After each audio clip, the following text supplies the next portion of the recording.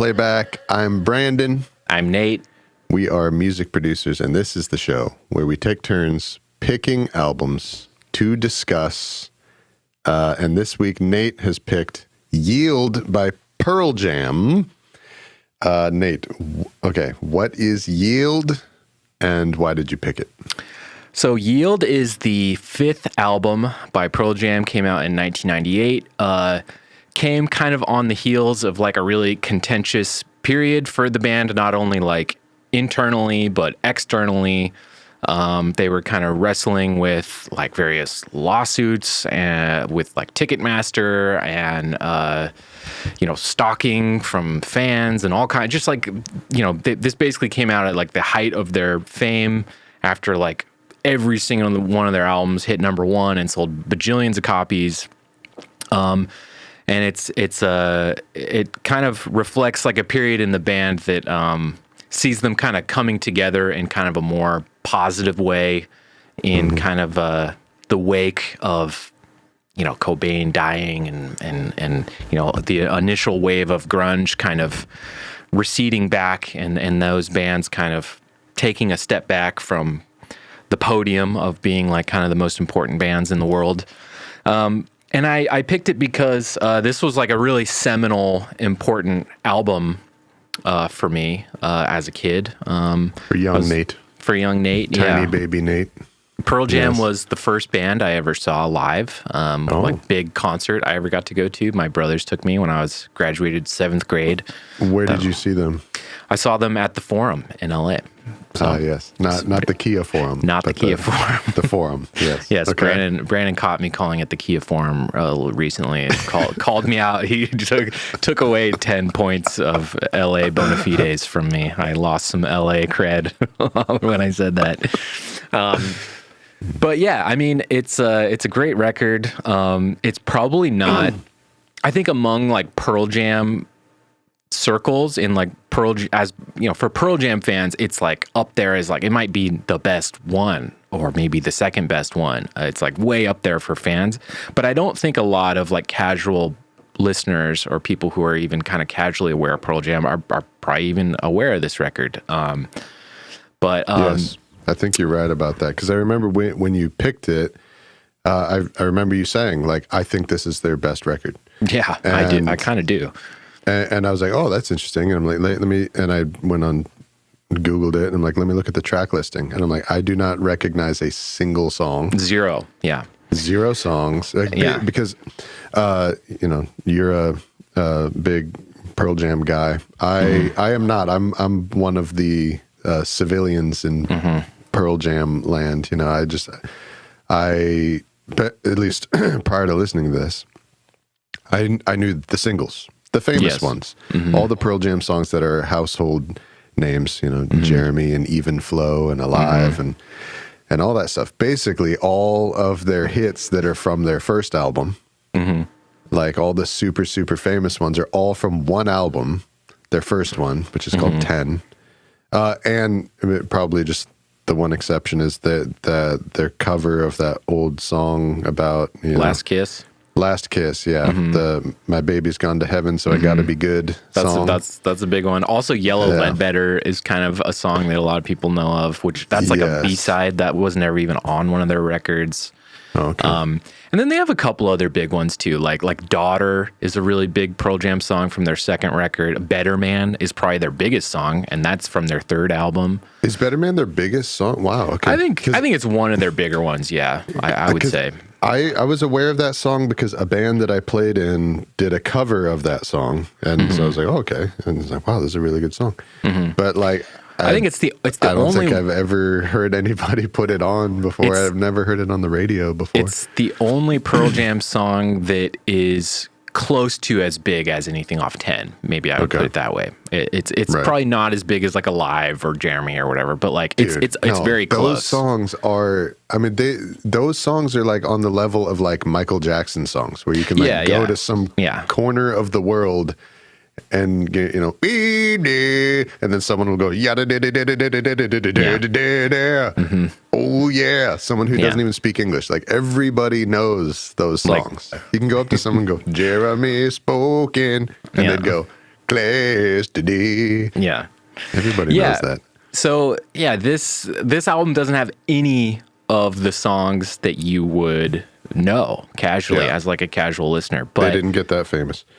No, but you're saying within the fandom. Oh yeah, this is like Given to Fly, possibly the best one. Yes, like Given to Fly is possibly among Pearl Jam fans is like maybe their best song. Like it's I would totally put it way the fuck up there. I love Given to Fly. Do the Evolution, pretty big single too. But overall, this is a record that is it's much less defined by like the extreme highs of like something like 10 or the extreme kind of weird esotericness of something like maybe Vitology, or it is kind of just the band finally growing up, coming together, being a cohesive unit, and like kind of all moving forward together at the same pace, and kind of just like accepting their place, their status in rock and roll and in popular music. Hence, Yield, the title, I think is kind of a reference to them just being like, just let this happen. Just quit trying to force things. Quit trying to like make one thing or the other happen. It's just let's just let this be what it is. You know? That was something that I really enjoyed about. Learning about the record and like watching and reading interviews with them around the time and having them talk about the album and like what it means and everything. One of my favorite things was about the title, Yield. And like it's such like an Eastern philosophy kind of a vibe that they have to it, you know, like yield sort of in every sense, individually, like just fucking chill out, like just let life take its course, just allow yourself to like whatever you need to handle right now in the moment, just handle right now, worry about later kind of a thing. But also like let other guys write the song. Just let them, fuck it. Like, why not? Let them do it. Stop trying to hog everything. Stop trying to be the first guy through the door. Let the people around you take a moment to have their thing too. But also like yielding to like Mother Nature is like a big thing, like theme in the record. Also, like collectively, as humanity, fucking chill out. Stop trying to industrialize the entire world and everything, or even just like yielding to like because like what you're saying, like that's kind of like Do the Evolution is kind of like about that like the hubris of people basically. But then something even something like Given to Fly, which is more just like all these guys are like surfers, like Eddie Vedder is like a big surfer, and it's like the idea of like yielding to the power of like a wave or like the ocean, like understanding that like you are actually like powerless in the face of a force like that, like and it's actually like very freeing and like kind of like euphoric and like very kind of an amazing, it's like an amazing feeling. And so the bass player Jeff, how do you say his last name? Ament? They say, I've always said Ament, but I think it's Ament. Jeff Ament. Okay. So he took the photo that's on the cover. Yeah, right. And that's like in Montana. He lives in Montana. I think that's like near his house or something like that. Yeah, and he said he liked it because just the idea of there being a yield sign on a straight road where there's nothing to yield to. There's nothing to yield to. It's just, hey, just fucking chill out, just yield. So I don't have the album. The Pearl Jam records are hard to get. They're expensive to buy on vinyl. But I remember the CD. One of the coolest things about the CD cover is the little yield sign was a cutout. And I believe this is probably true on the vinyl as well. It was like a little cutout. And when you open the CD, it was like a little CD gatefold. The yield sign was still there, but instead of a road, it was a yield sign in the middle of the ocean, which is like just another like layer deeper to that deep, same idea. That's deep, man. It's a little more on the nose than the cover, but it is kind of like if you didn't get the cover, it's like here you go. So I assume you've never heard this before. So what was your impression of Yield? Yeah, man. So, I mean, I went into it knowing, okay, so this one is, considered by Nate, by a Pearl Jam expert, to be their best one. And, I already I was really only familiar with Pearl Jam's famous songs, but I've never heard a Pearl Jam song that I don't like. And I was already also a big fan of the Seattle scene, of the grunge scene that Pearl Jam comes from, right? Pearl Jam is one of the big four of grunge, right? You got Nirvana, Alice in Chains, Soundgarden, and Pearl Jam are probably like the four most prominent ones, right? Mm-hmm. And, I've never heard any of those bands make anything that I don't like and that I think is not amazing. So I was excited for this, like, oh shit, all right. And of those four, Pearl Jam is probably the one that I have been the least, that I've heard the least of. So first I listened to 10 all the way through just to get myself ready. I listened to their famous record first. Nice. And it's just like song after song, like, holy shit. Oh, this one. Oh, this one. Oh, this one. Holy fuck. Mm-hmm. Wow. This album is amazing. Mm-hmm. And then I put on Yield, and so the first song, Brain of J, I got through the first song, and honestly, my thought was like, okay, is this just going to be just generic rock, just rock song? Mm-hmm. Record. One right after the other. Is this just going to be like generic products on the store shelves, just a big white can with black letters that says Beans? Is this just going to be one that says rock album? Mm-hmm. Like, oh boy. But then I don't think so. This album, that's what I was afraid of. Just from the first song. Yeah. But then the first thing that grabbed me was how awesome the guitar riffs are. Yes. Okay. Particularly, so two of my favorite songs in this entire thing are tracks 2 and 3, Faithfull and No Way. Mm-hmm. I have more, which we'll get into. I would say like the first 3, 4, maybe 5 songs for me are just like, it's such a run of tracks. Like I love Brain of J. It sounds like you maybe didn't like that one. I've come around on it. I now really like Brain of J. It is one of, if I need to make two piles, like the tracks that I think are, so not standouts and kind of weak, and then the other pile is like the dope ones. Brain of J is in the pile of dope ones. Now, that was just my first impression when I first put it on with no context. I can hear more of what it is now. That first song, but that was just the first impression, because I just listened to 10, and I think that there's a big difference. There's a big difference between 10 and this, and this is one of the things that really stood out to me, is like there's only 7 years between 10 and Yield, and when you listen to them side by side, it sounds like there's at least 15 years between these two. So it sounds like two different bands, really. It does. It sounds like two different bands. And knowing that it's the same band, it sounds like so much time has passed. Well, I think because, from their vantage point, they probably aged 15 fucking years going through everything they went through as a band together. So what you spoke about that in the beginning, and I'm not super familiar with that. What did they go through? Like you mentioned, like stalkers and like lawsuits and shit. What happened?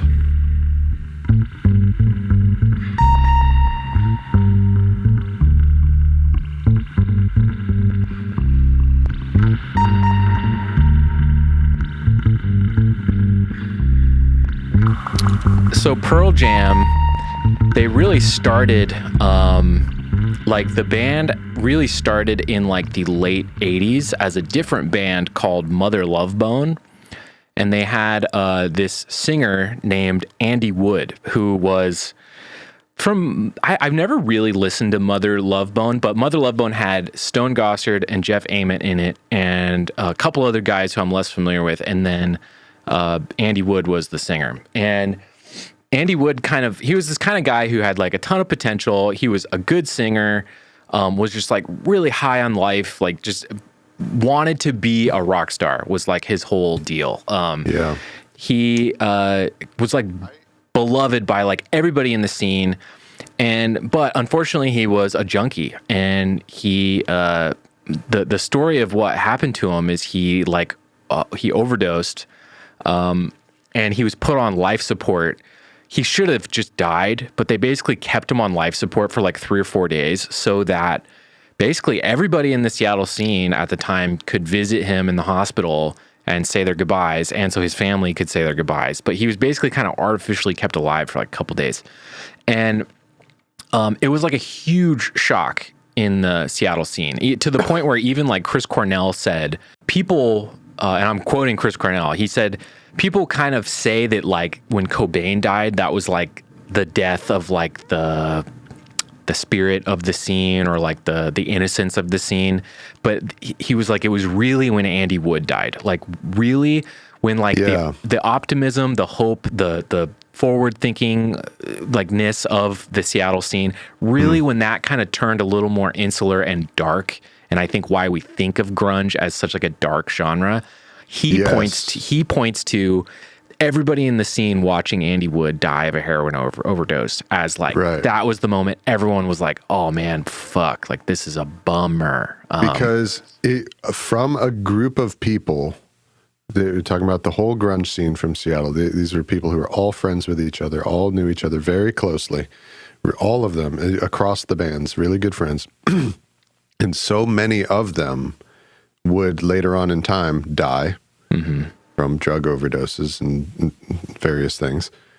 So Andy Wood was the first one out of all of them to have a tragic end and a tragic situation like that. And I've heard people say, what do you think? Do you think this is true? I've heard people say that like basically how it ended up playing out is that Kurt Cobain ended up being the most prominent, the poster boy and the face of the whole movement. But like that's basically just in the absence of Andy Wood. Like it was going to be Andy Wood, probably being the one. Probably because Mother Love Bone had like a ton of momentum at the time. They had been recording their record in LA. They had finally been getting like label attention, and like they had their eye on. That was the biggest thing. My takeaway from like learning more about Pearl Jam from like the early parts of their days is like Jeff Ament, Stone Gossard, like all these guys, like they had like stardom like in mind when like it's almost like they knew they were going to be famous like one way or the other. I think they had their doubts along the way, especially when like Andy Wood died. But like it's crazy, like and it's also just speaks to like what a different time period they were in, which is just like they're like, yeah, we're in a band and we're like really good. Like when's our record label showing up? Like when's our record contract getting here? Like that is like that was like their attitude is like it's not if, it's when. Like and I think Andy Wood felt that way. Definitely the other people in the band felt that way. And they all talk about how like they just like wanted to make him the rock star that they knew he was. And so what came out of that was, it was like 6-8 months later, they basically made like a demo tape, and Jack Irons, who's the drummer on Yield, he got a hold of this demo tape that Mike McCready ended up joining, who's the lead guitar player for Pearl Jam. Mike McCready, Gossard, and Ament, they made like this demo tape, and it kind of got like sent around. This cassette tape got like sent around, and it somehow through Jack Irons made its way to Eddie Vedder in San Diego, who was just like a kid. Now, was Jack Irons at the time, was he the drummer of Red Hot Chili Peppers, or this is after that? I think he was at this time. I can't say for sure, but I think he was. And on this demo was Matt Cameron from Soundgarden. He just like filled in to like, which is funny because he is like the drummer of Pearl Jam now and Soundgarden. He's like the guy for both bands. Yeah. And it's funny because he was actually the first drummer for Pearl Jam, which is kind of cool because now he's the permanent drummer for Pearl Jam. But basically it made its way down to San Diego. Eddie Vedder heard it. He sang over it, sent it back. They flew him up, and basically from that point on, they finished this demo out with Eddie Vedder, and they rehearsed for a couple days, and then like within a week, they played their first show, and then they basically were like fucking off to the races at that point. It was like they like the term like overnight success gets used a lot, but like really like it was like immediately. Like once they got Eddie Vedder in their band, it was like they blew the fuck up, like huge. Like they recorded 10 pretty quickly. They also did, the other record I thought about picking for this, honestly, was Temple of the Dog. Have you ever listened to Temple of the Dog? Only the single. Such a sick record. And just to touch on like the whole Andy Wood thing one more, just for the last time, the way Temple of the Dog came about was Chris Cornell wrote a bunch of tribute songs for like about Andy Wood. And he said, what I want to do is record this with the guys from Mother Love Bone. And it just happens to be that he just used, like, Temple of the Dog is Pearl Jam featuring Chris Cornell. That's all it is. It is literally Matt Cameron, Mike McCready, Stone Gossard, Jeff Ament, and Eddie Vedder with Chris Cornell. It's just a Pearl Jam record with fucking Chris Cornell on it. I didn't know that. I always thought it was like a super group of across many different bands from that scene, but it's only two. It's just Pearl Jam with Chris Cornell. Well, it's the Soundgarden component is Chris Cornell and Matt Cameron, and then the rest of the band is just the guys from Pearl Jam. So that came out first. There's that big single. I forget what it's even fucking called, but it's the one that has Cornell and Eddie Vedder doing a duet. That was kind of like the way people like heard about Eddie Vedder for the first time. But I mean, basically, like, they recorded 10, and 10 just like exploded. Everything that like I think Andy Wood probably like imagined would happen for Mother Love Bone happens for Pearl Jam, right? They become this like gigantic success like right away. And yeah, a lot of kind of I think what that created was you had half the band that I think really had these ambitions to be very famous and to be like a really successful rock band. But then they actually wound up courting this guy, Eddie Vedder, who was like, he had like a very DIY punk kind of ethos to like how he saw the band being. Yeah. Like he wanted to be like Fugazi. He wanted the band to Southern like California. Yeah. He wanted Pearl Jam to be like, we just tour around in a van forever, and you know, we have like this really like gradual like kind of moderate rise, and like we just do this forever, but like we, you know, we're like, you know, like the Misfits or fucking like, you know, Minor Threat, or like pay your dues, build a grassroots thing. Yeah. And what wound up happening is like they blew up so fast that like people like Nirvana, like Kurt Cobain, and a lot of other people, they kind of hated them because they kind of, I think, were maybe seen as like posers, because it's like, oh yeah, you guys say you want to be like punk, but like here you are on fucking MTV, here you are like doing all this shit, and you guys sell like a bajillion records. Like you guys are totally like fucking posers, you know? Okay, we were talking about this on the last bonus episode, the last Patreon bonus episode before this. So we were talking about the Generation X fixation around selling out. Totally. Yeah. Okay. Yeah. So nothing is more smack dab in the middle of the Generation X ethos than grunge and the grunge movement. These guys are the standard bearers of Generation X and everything that it believes. Mm-hmm. And there's nothing that is worse in that ethos than, quote, selling out. Okay.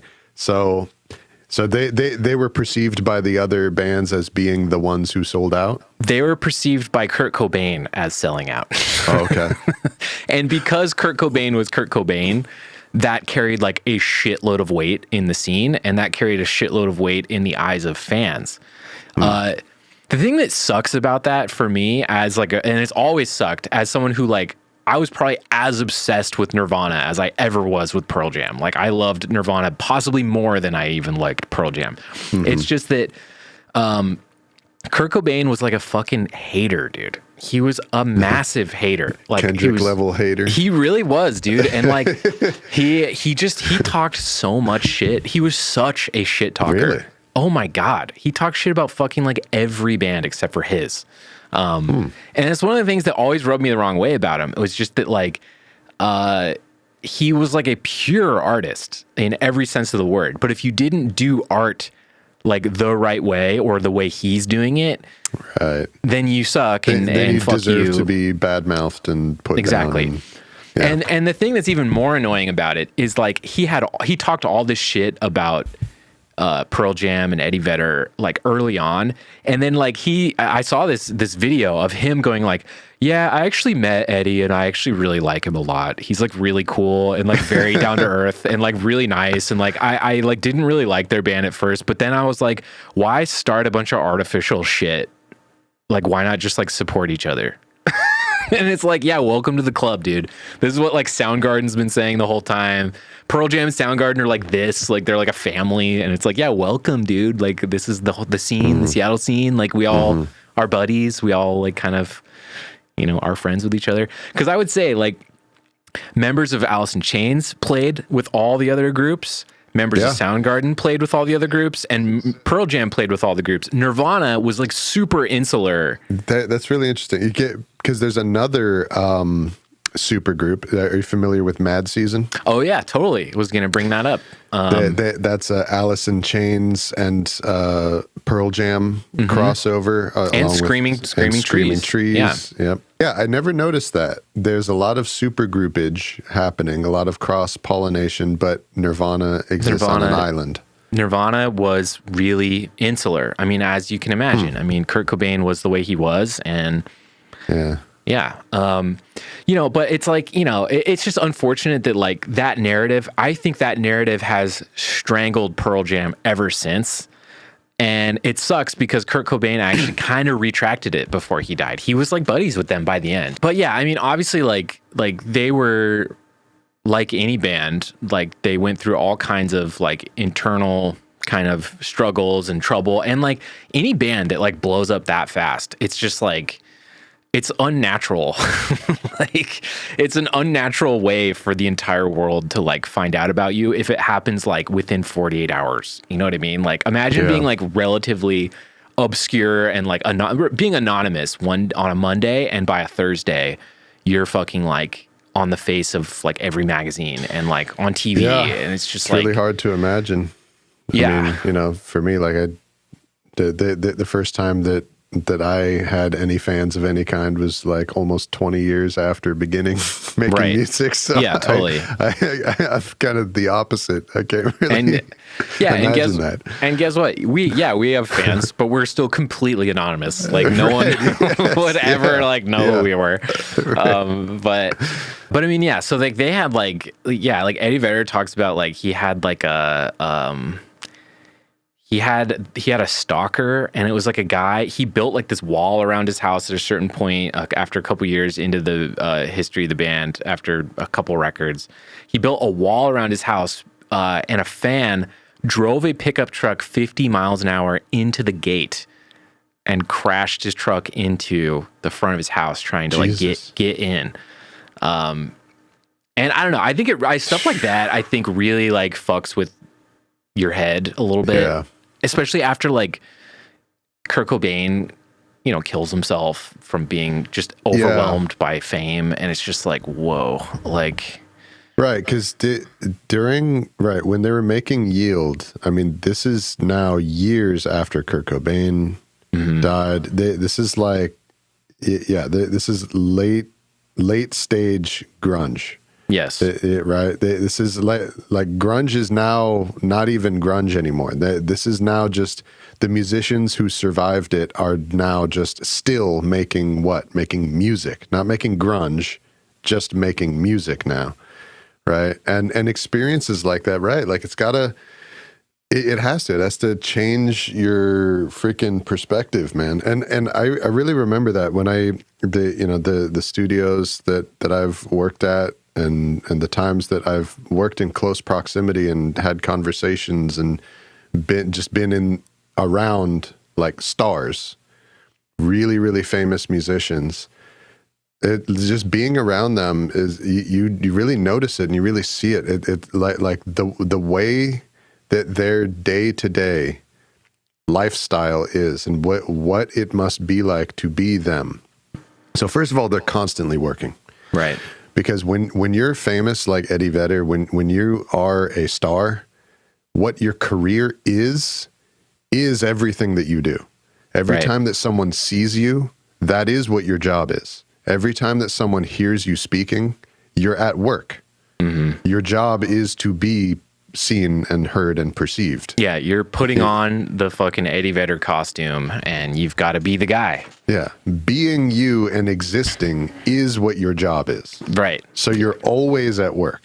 Yeah. And so all these experiences that you have as a result of your choice to have that be your career, you know what I mean? Like I could just like fucking feel it with them every time that I was around famous people. Like you can just feel this person constantly having to like reconcile the choice to follow the career path that they have chosen.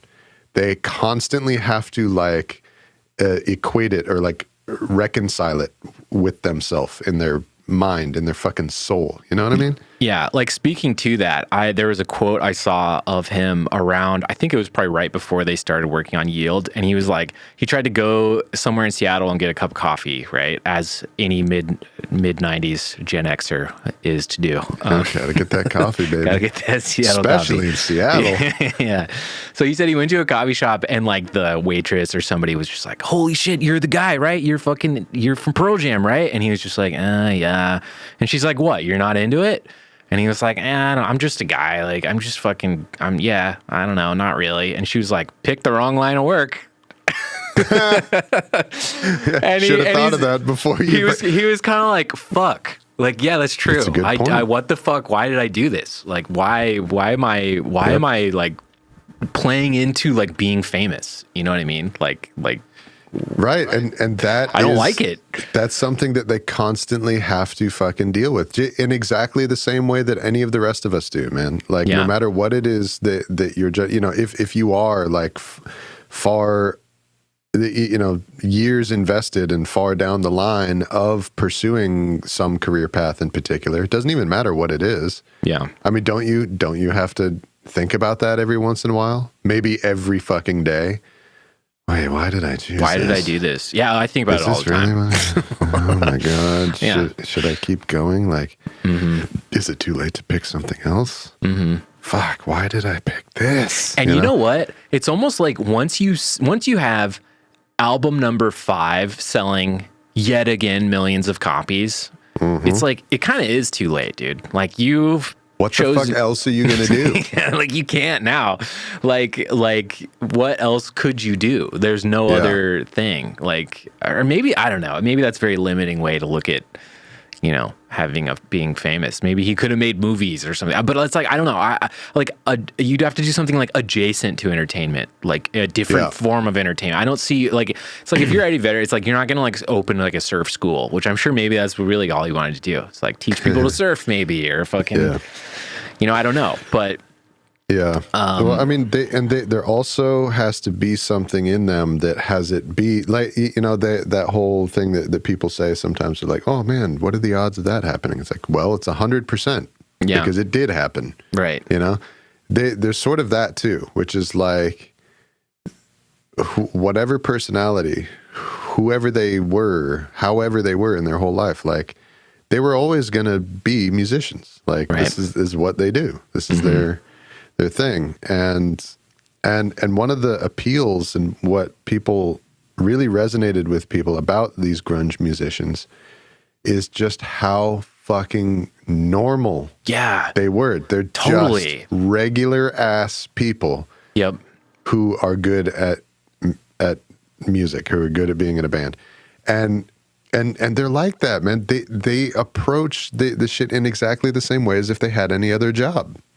You know, like you can ask anyone on the street, man, hey, why are you still in your job? Why are you still doing that, man? It's the same answer. It's like, because it's the only thing that I am qualified to do. I don't know. It's my job. What the fuck else am I going to do? I'd almost describe it as kind of like a bottom up versus like a top down approach to like a pop star, right? In most instances, it's like a record label is like, okay, we want this look and we want this sound and we want fucking A, B, and C. We have like a list of things that we think will make a good pop star, or it's just like we dictate what this pop star or rock band looks like, right? Whereas everybody in the Seattle scene, they were like, we dress this way, we act this way, we are this way. Right, and then that goes up. That will become the product. And that will become the product. The way we are becomes the thing, right? And and it's like, and what's cool about that is it's like, yeah, you get, like, I would say everybody not just Pearl Jam, but everybody in the Seattle scene were so authentic. They were so like authentically themselves. Yes. Like, which is not something you can say about like the Fred Dursts and the fucking the bands that came out of this. Like, it's so rare. Yeah. Most people, like, I mean, okay, look at all the other just like aesthetics that different musical artists and scenes have had. Okay, you got hair metal. Super like completely like, for show. Completely for show. Yeah. You got even like 70s rock, same thing, dude. Like it's all like this big, even glam rock is like, come on. It's completely for show. Even like more like darker metal, like almost none of the satanic like branded metal is actually satanic. Right. Like 99% of it is not. It's all for show. It's a product. It's an aesthetic put on by people who don't actually live that way. You got how many country artists are like, they don't actually live that lifestyle. They didn't actually grow up, hanging out in parking lots on tailgates and shit. I mean, people do, but not them, not these individuals. It's an aesthetic that they're putting on. That's normal. That's more common. All these artists and genres you're talking about too, it's like they're all wearing like stage clothing. Like it's like they're all wearing and they like have a stage persona of a way that they want you to think about them. Like this country artist, they're marketed in a way they want you to believe that this individual did grow up dating his high school sweetheart sitting on tailgates of a truck when he was young. They want you to believe that that's what his life was like. They want you to believe that this hip hop artist used to sell drugs on the street and used to be a gangbanger, but they didn't. It's part of marketing. That's normal. That's really common and way more common. And that's one of the things that is so unique and fascinating about the grunge musicians, is because the more you dig, the more truth that you find about their actual background and their actual lifestyle is like, it's real. They are not faking anything at all,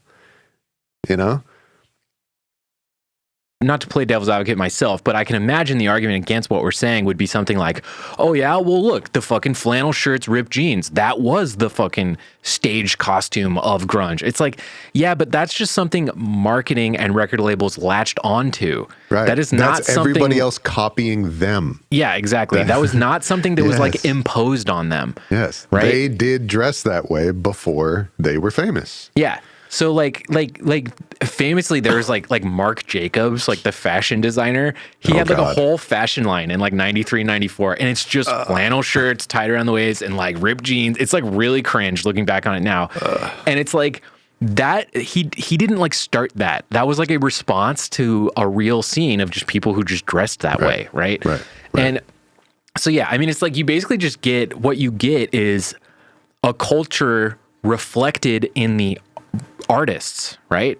Like the culture reflects the artists, whereas like normally it's like the other way around. It's like the culture are trying to capitalize on something that's happening in culture, right? Yeah, and so it's really unique in that sense. And it's like, yes, the whole Seattle look, it is a costume now, but like at the time it wasn't. It was a really like authentic. They all were like authentic dudes. It's not a costume for them. It's a costume for us. You and I, we were, kids who started to like choose our own way, our own statement of the way that we're going to dress, probably like 10 years after, or almost 10 years after all this movement happened. And we wanted to dress like that because by the time we were growing up, that was a style, a fad. So for us, it wasn't, we were copying something, but these individuals were not. Like this really, to me, illustrates like how different like times are. Is I was watching the Pearl Jam 20 documentary, And there was, do you remember MTV News? Yes, with Kurt Loder. With Kurt Loder. Okay. Yeah, dude. So it's just like, it's so weird to think about this now. But like, so they showed all these clips of like members of Pearl Jam or Soundgarden or whoever, like on MTV News. And it's like, breaking news. Pearl Jam seen outside their house today rehearsing. Are they making new music? It's like today on the panel we have 6 experts talking about what is grunge. And it's just like, imagine like a news channel just about rock bands. That's it. It's just it's a news channel, like imagine like CNN, but the only thing they talk about is like music, rock and roll, and roll. So this brings me back to something that this made me wonder, because the difference in sound between 10 and Yield. 7 years, like how different they sound is a testament to how much the sound of rock and roll developed across the 90s. So 10 came out in 91, Yield came out in 98, which means 10 was being made in 90 and Yield was being made in 97. Okay. And I think that they both sound of their time. Yeah, they do. But when you look at it now, it's like there's so much sonic progression between the two. It's a testament to just the sound of rock and roll and the aesthetic of rock and roll. The sound of rock changed so much and developed so much across the 90s, to the point where Yield sounds like it could have come out within the last few years, which I think is a testament to how much the sound of rock has stopped developing. And also like 10, you could never say that about 10. Like 10, that is my... It does not sound 10, like it came out recently. I don't say this in like a derogatory way, but 10 sounds extremely dated. Like, it does. To me. It's like very of its time. But you see what I mean, right? Because like at this was at the time where there was a news outlet, a news channel that people would tune in and watch to get my updates on what is going on with my favorite guys who are in rock bands. You know, there's that much cultural inertia and weight in that. Like it's an actual alive, functioning, developing thing, and it's changing and it's evolving. But like, I think that since this time, late 90s, it's sort of like, I mean, how much has it really changed? How different is the sound of rock now from the way that Yield sounds? I mean, compared to how different Yield sounds to how to 10. I get what you're saying. Like the difference between 10 and Yield is like a gigantic number, and the difference between something like Yield and like literally Pearl Jam's newest record is like doesn't sound different. They don't sound different. Yeah. And there's 7 years between one, and there's almost like 20 years. Almost 30. Yeah, that's true. It's like 27 years between the other. And so wait, what I mean is, I don't think that this is a thing. I don't think that what that means is Pearl Jam stopped developing. Well, I think they did. They kind of did. Well, but they did because rock stopped developing. Sure. But I think that's also just because, like, I'm sorry, but rock is dead. Like, it is not a cultural force anymore. Mm-hmm. And a lot of that I would attribute to that these guys stopped playing the game. They didn't want to play anymore. They were done, right? Like, Pearl Jam was just like, we're done, dude. We don't want to be famous anymore. We just wanted to be a band. We just want to be a fucking band. We just want to make records and tour and play for our fans. That's it. We don't want to be fucking the voice of a generation. We don't want to fucking do any shit. Kurt Cobain, very done. Super done with the whole thing. Didn't want to play anymore. You know, Soundgarden broke up before this came out, right? They had already been broken up. You know, Soundgarden was just like, fuck it, dude. We're done. We don't care anymore. Yeah. By 98, was Pearl Jam the only one of those bands who were active? That's one of the reasons Look why at how quickly. This is only 7 years later. Yeah, but I That mean, was fast. look at the meat grinder they were all put through. I mean, it was just like they were just completely just like picked apart and obsessed over by everybody. It was just like it must have been like the most overwhelming. I don't blame any of these bands for saying fuck it, fuck this shit. Even by this point, Lane Staley was completely gone. He was like in his like junkie hole at this point. Like he completely receded and was Staley, out of lead singer of Alice in Chains. Yeah. So he like the last thing he even really did, I think, was Mad Season. I think maybe there was one more Alice in Chains record, but no, I think you're right, man. I think that the last Alice in Chains record that he made was 93. Mad Season was 95. There is an Alice in Chains record that it's like yellow on the cover. It's actually really good. It might be right before or right after Mad Season. I don't remember, but yeah, I mean, if we're talking about the big four, like yeah, dude, they were all fucking done. And I think Yield was the way that Pearl Jam figured out, how do we survive going forward? How do we keep going? What does that look like? And kind of like I said before, all their work prior to this is marked by like a lot of internal fighting. Like they all kind of talk about how like they were like, a lot of them were like afraid to talk to Eddie Vedder. They were afraid to like approach him about like, hey, what do you think about this? Or what do you want to do about this? They even all talk about like how it took them years to even like get to know him. And it's like, think about it. They went from meeting him one day to playing a show with him a week later, and like 2 months after that, making 10, right? Jesus. They're becoming the biggest band in the country. Well, one of the biggest bands.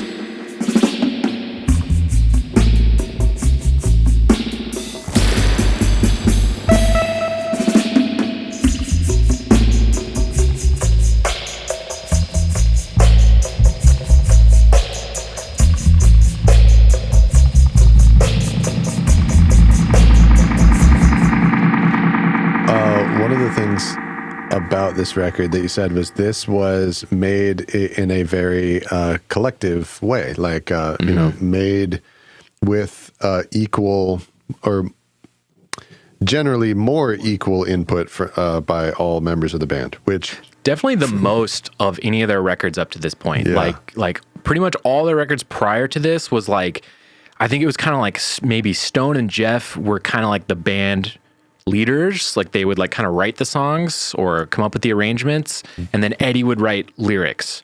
And then kind of midpoint in the middle, it was kind of like Eddie just did everything. Like it, like especially I think so like Vitology, No Code, especially Vitology and No Code. I think those are like Eddie records. Like he like did everything. And I think it caused them to really butt heads to the point where they were like, they almost broke up over it because they were like traveling separately.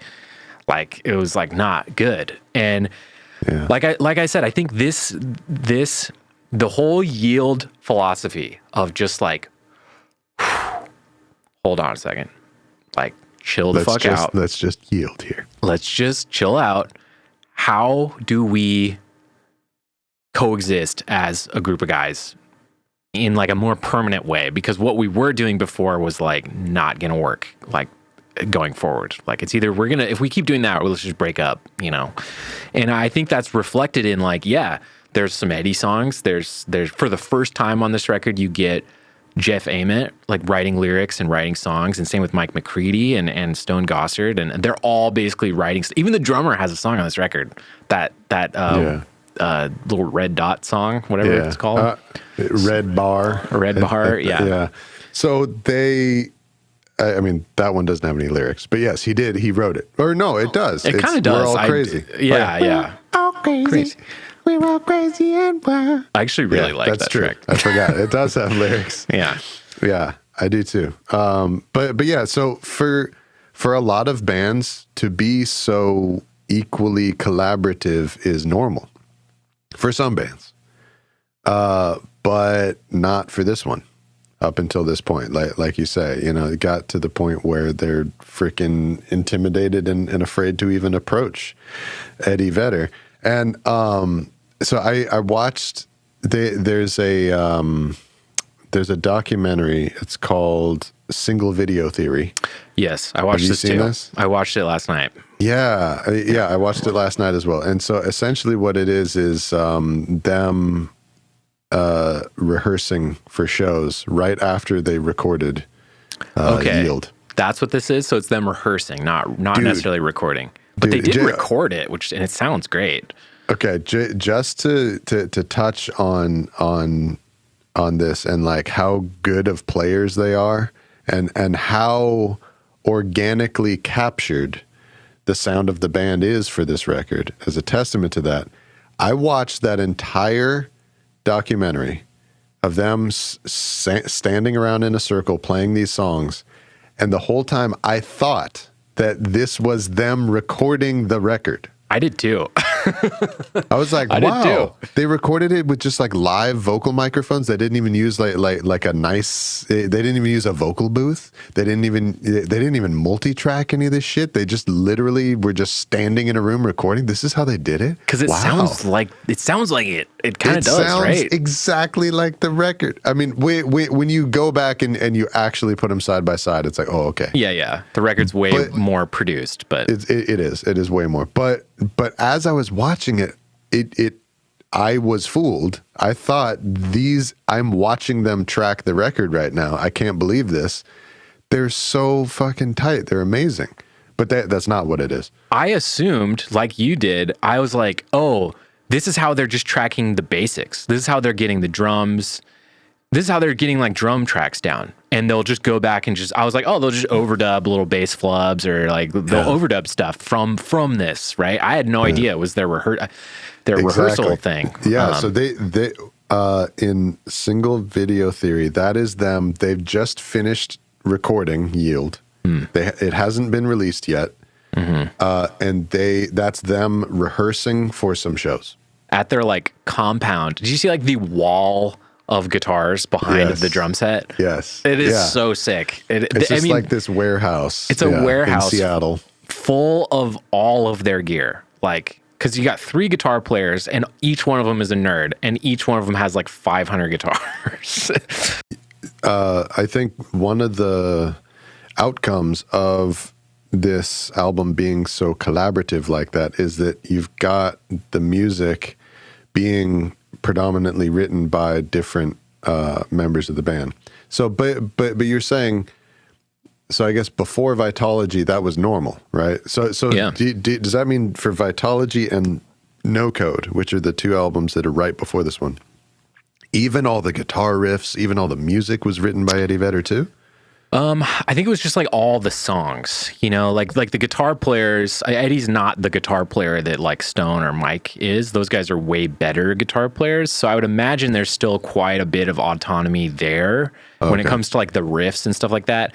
But it was just like, it was more so that Eddie was like, this is my band. Like you, like he had like final say on like everything, right? It's not necessarily that like he came up with everything or whatever, but like it was like, I think he did write almost all the songs, and he had like final approval on fucking everything. Whereas with Yield, he just let go of that, and like it just became much more like open process with like everybody. One of the things he even did that I thought was cool was like they would, before they even worked on a single like Eddie Vedder written song, he worked on and they finished all of the other members' songs first, which I think is really cool move. Because like reading about this guy, it's like you and hearing how he was before this, you're like, man, he sounds like such a dickhead. Like he sounds like a fucking asshole. Like okay, so now I remember why I brought up the documentary, because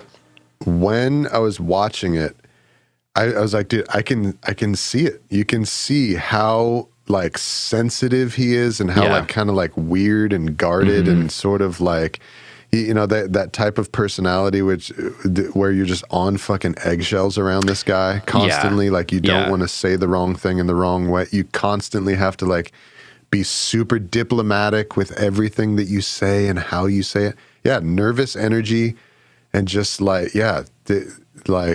and you know what, man, I've played in a lot of bands and I've worked with a lot of bands that I wasn't in. And I'll just say it, singers can be like that, man. They do. He has got you're right. quintessential singer energy. Singer energy, man. Yeah, dude, it's true. If God complex. Yeah, and torture.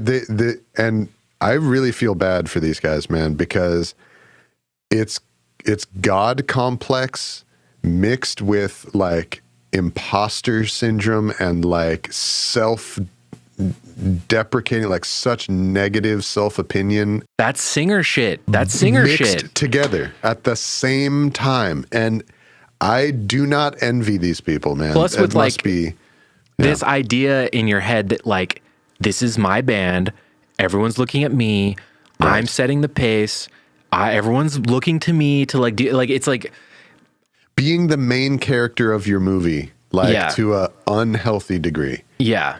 But also like a lot of that was also like forced onto him though by like the media. And like, I think it's just like, I really think that is as a snake that eats its own tail. Sure, personally, it's true.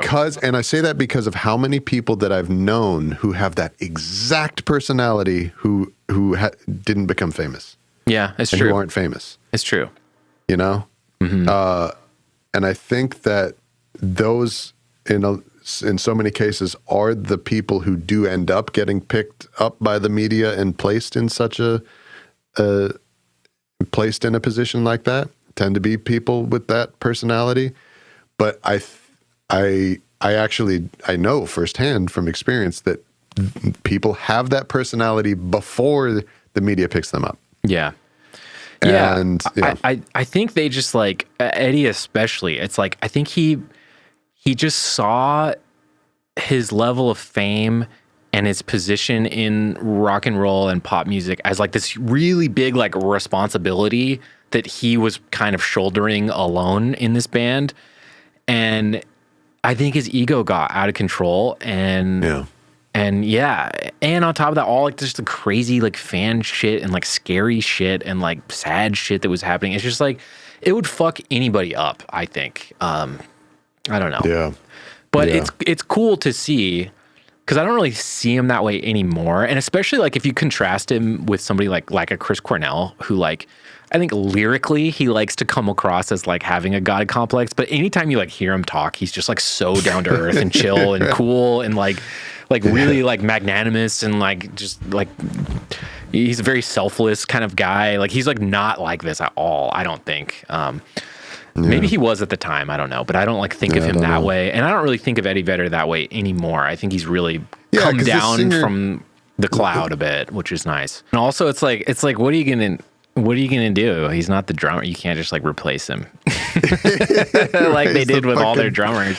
He's like the face of the band. Like he's the guy. And that is something too that like something that I took away from working with my experiences working as a sound engineer with so many big artists, with so many like people who are stars, is I really think that it's unfair the way that people from the general public, the way that we tend to get on their case when they're not acting super amazing and cool and down to earth and magnanimous all the time. I think that we hold them to an unfair standard. When someone has a fan experience where they meet someone and oh my God, I love your band, I love you, you're amazing. And they act sort of like introverted or antisocial, or, they fail to be amazing. Right. And it's like, fuck you. Fuck you. Oh, you think you're better than me? Like, and then get on the internet like, oh, never mind. Fuck this guy. Turns out he's an asshole. Like, it's so unfair. Because, dude, the reality of it is you and I, all of us people, we know people who have that exact same personality, and in so many cases, we have that exact same personality, and they are literally just acting like regular ass people. Yeah, totally. Like, you would not react differently if someone came up to you and said what you just said to them. Right. I guarantee it. Yeah. And I really do believe that famous people should be allowed to act like fucking dickheads, because Hot take. I really do. I really do believe it, man. I like that. Because they, like you said, man, they've got so many eyeballs on them. They've got so much fucking responsibility. They're carrying so much stuff. They are involved in a multi-million-dollar enterprise. There are people, other people's careers exist, rely on that they keep doing what they're doing. You know what I mean? And what they're doing is like art and creativity. Yes. It's like a really subjective thing. Right. And when you're the famous one, when you're the Eddie Vedder, you are not replaceable. If you stop, the entire company, this multi-million-dollar company ceases to exist. And I think you kind of articulate why that could probably drive people insane.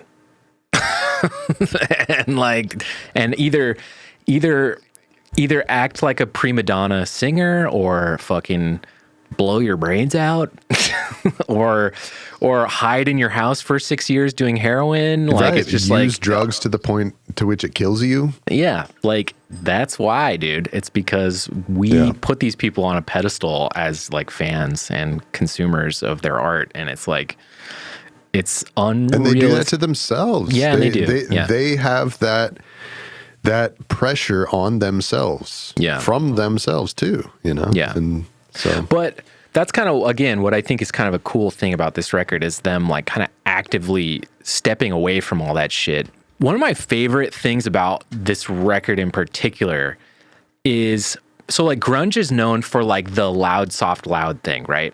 Mm-hmm. Which I think in a band like Nirvana. What is the loud, soft, loud thing? Just for the folks. Loud, soft, loud is we're talking about like the dynamics, right, of the music itself. So it's like you're starting off really, really quiet, and then it's yeah, and then it's super fucking loud, right? Like imagine like Lithium by Nirvana is like a great example of like loud, soft, loud. It's like literally the same exact part, right?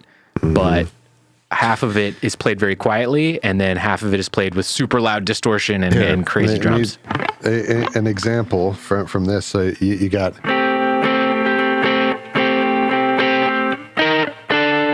that, right? The verse of the song sounds like this, and then here comes the chorus. Guess what it's going to be? Is it still going to be soft? Is it still going to be freaking chill throughout the whole song? No, you better, hell no.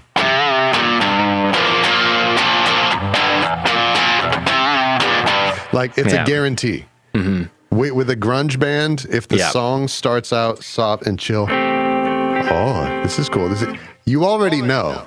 Yeah. This is going to have a huge, loud rock section somewhere in the song, guaranteed. That's what they do. That was the style. Yes. But one of the things that is a little different on this record is it's like the way they do the loud, soft, loud thing. It's like just an anger thing. Like with Nirvana, I would describe the emotion that they put into that mechanic is usually like just like an angry thing, right? It's like I'm quietly angry and now I'm loudly angry, right? It's bottled and I'm going to unleash it, and then it's bottled and I'm going to unleash it. Yeah.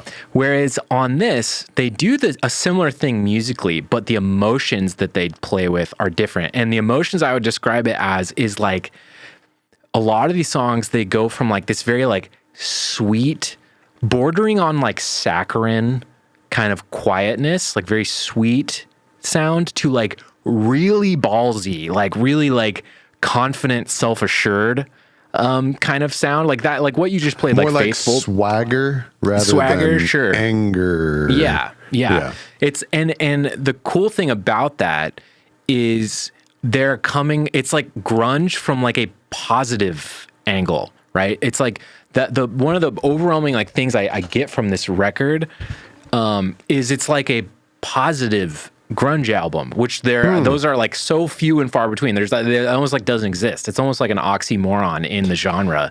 Like all of these songs are like positive. They're like uplifting. They're kind of they're confident.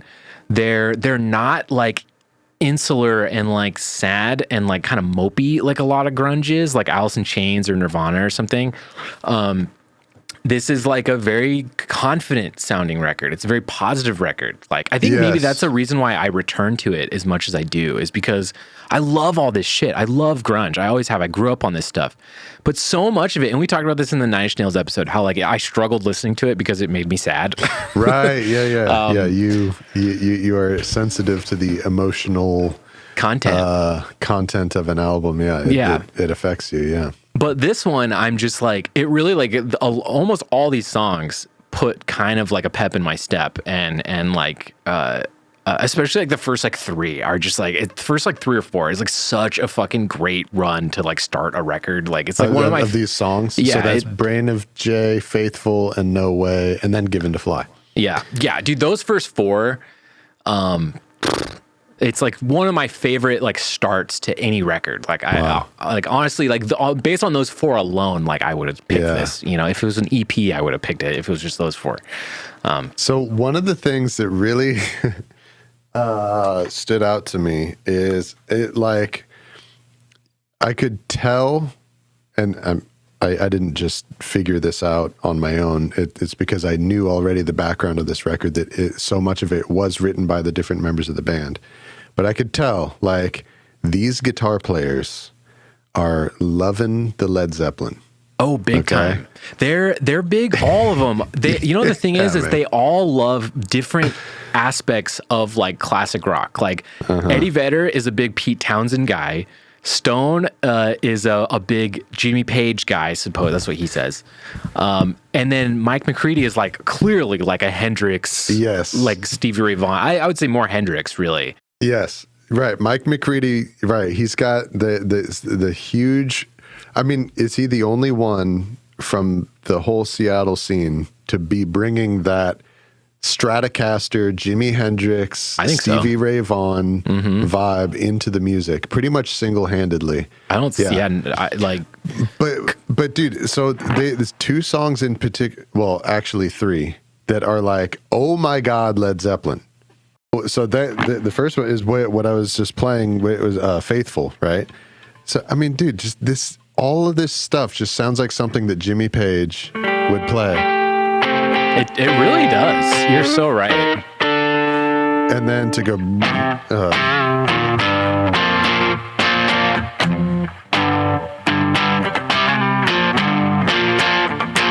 then even more so when it goes.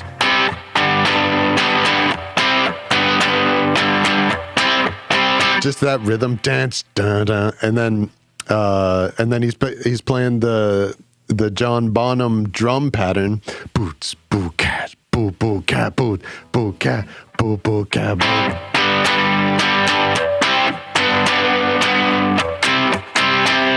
Even the way that it bounces, it has that like you know, English. Yeah, black country bounce to it. Everything. That song is like, it just sounds like Led Zeppelin fans just going like, dude, that's what it is. Let's just write a fucking Zeppelin song. I love it. And also, and then In Hiding too.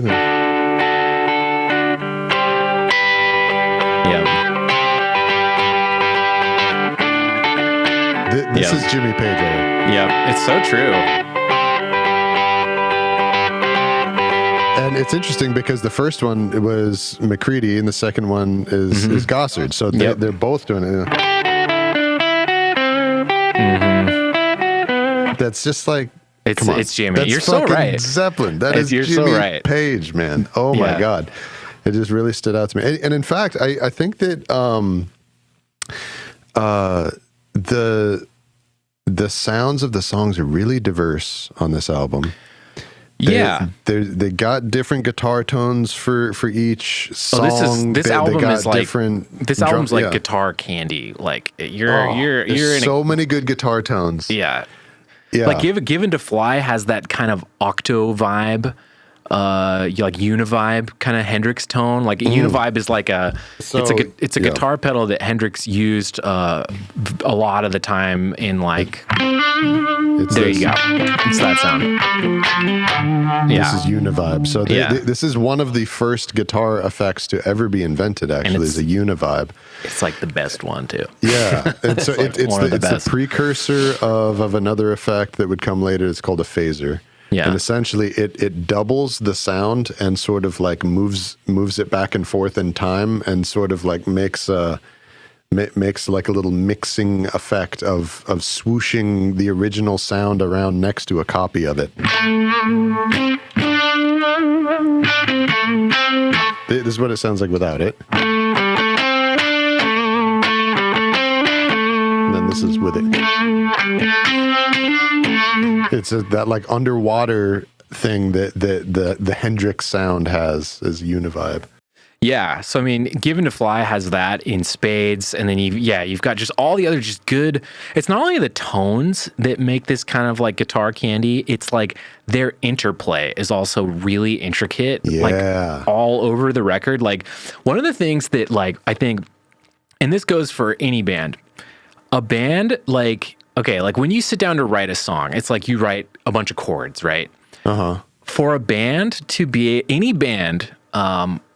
That can basically write songs not only just based around riffs, but like where like 2 or 3 different riffs basically intersperse to create the impression of like a chord change, but it's really just like 2 different or 3 different guitars all kind of interwound together. Nobody's playing like a fucking E chord though.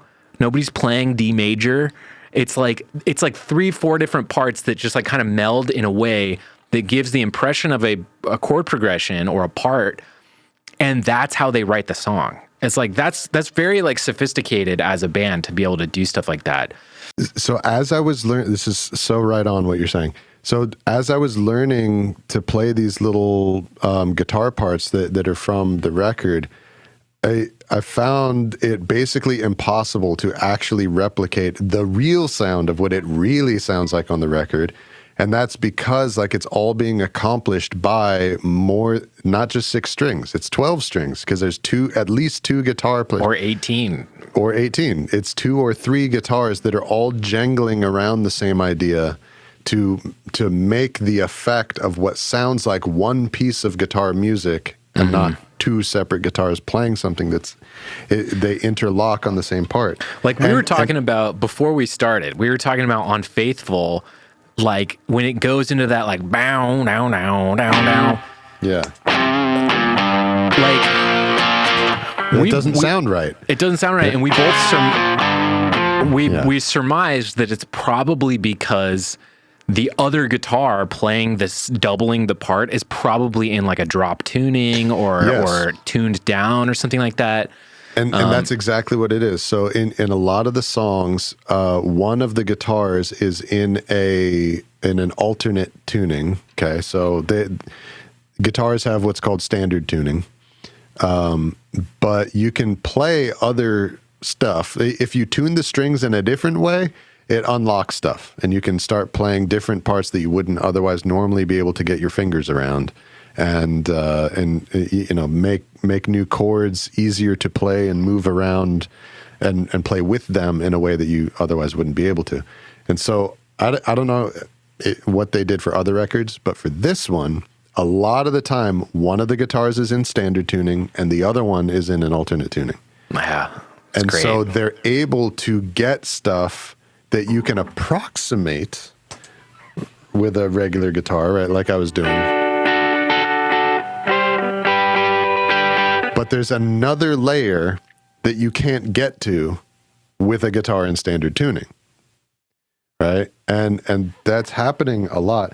And too, like how you were saying, where it's like this middle zone between a song being based around chords and a chord shape and being based around a riff. Yeah. Right? Or like an approximation of chord shapes. Exactly. Which is so cool. That's like, no one is just playing D, G. No one is doing this. Which is like what I would do. Right. Me too. It's like, okay, wait, what are the chords of the song? Well, it's D, G. No, they're doing it.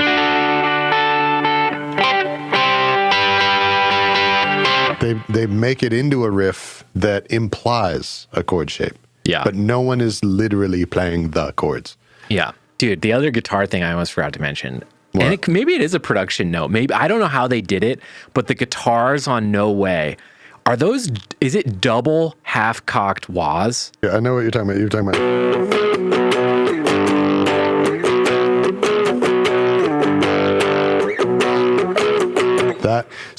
That could be cocked wah. I think it is.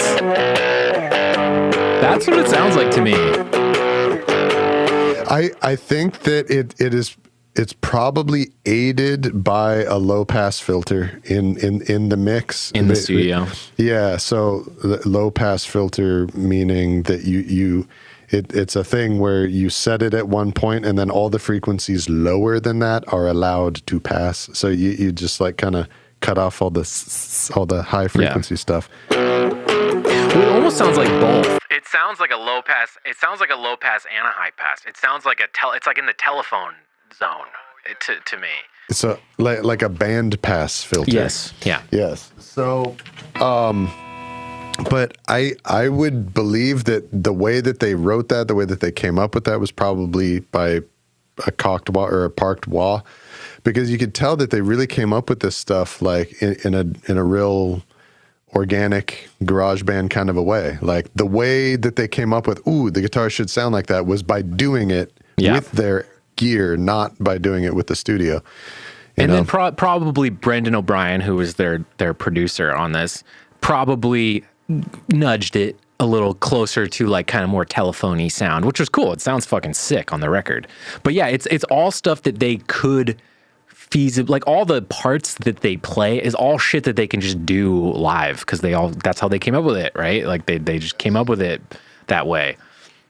Yeah, it's really cool. Another cool thing that kind of just underlies like all the great work they're doing as musicians on this record is it's something we've talked about the last couple episodes is like how like produced records can be versus how just kind of like just left alone they can be how much is the producer doing with their board of tricks and all their little tools and stuff. How much of that is on the record?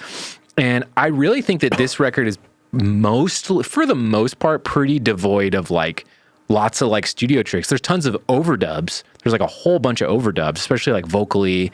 But one of the cool things about it is it's like, it really is kind of laid bare in a way where you can just you can pick an ear and you can hear everything McCready's doing in this side, and for the whole record he's like right there, and on this side it's like Stone is right there. Stone Gossard's playing guitar right there on the other side, right? And it's like they basically lay out the mix, and it's like it's almost like listening to them play like a show or something. It's like they're there. I was gonna say the proof of that is how we were watching them rehearse to play live, and we were fooled into thinking that this is the record. Yes, absolutely. Yeah.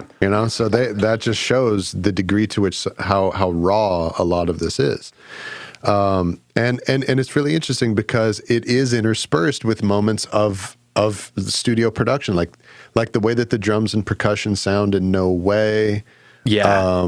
The Push Me, Pull Me, like there's so many. There's moments where they go for it, yeah. Full on studio, impossible to be done live stuff. It's true. Interspersed periodically here and there. It's interesting, and it doesn't sound out of place.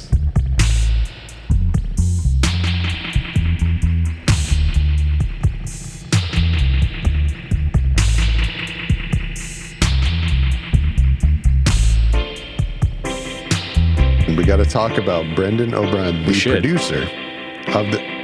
Dude, okay, I had no idea, all right? Okay. I was not up on this guy. Brenden O'Brien was not someone that I had my eye on, but... Oh, dude, he's like like the extra member of the band, in my opinion. Like he's like their George Martin kind of guy. Well, not really. He doesn't have as big a role as that, but like he's like he was George Martin was the guy who produced everything that the Beatles did and had a huge hand in their music.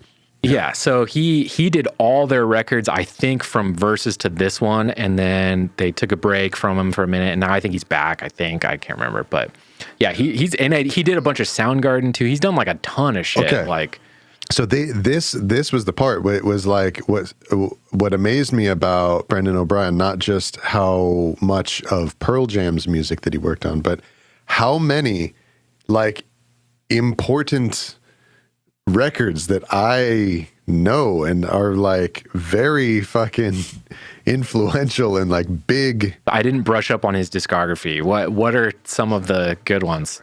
Yeah, some of the ones that stood out to me. So he produced Stone Temple Pilots' first 2 albums, the famous ones, right? The ones that have, you know, Interstate Love Song, that has Plush, the Creep, the, you know, basically all the Stone Temple Pilots songs that people know. Produced those. He engineered and mixed and played the keyboard parts on Blood Sugar Sex Magic. That's right. He did do Blood Sugar Sex Magic. Okay. The Red Hot Chili Peppers album. Holy shit. He engineered and he mixed it. Yeah. Okay. He produced 2, so both Rage Against the Machine, both Evil Empire and The Battle of Los Angeles. Interesting. Oh, I didn't know that he did those too. Wow. Yeah, he was like super on call dude in the 90s. Like there's more.